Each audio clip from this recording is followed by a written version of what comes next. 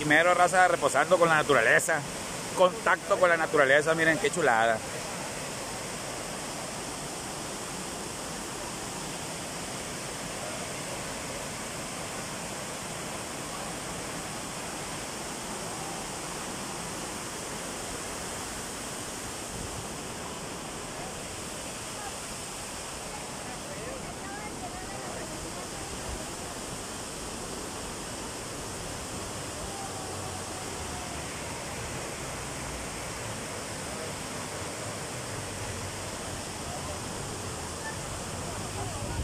Esta es la tirolesa.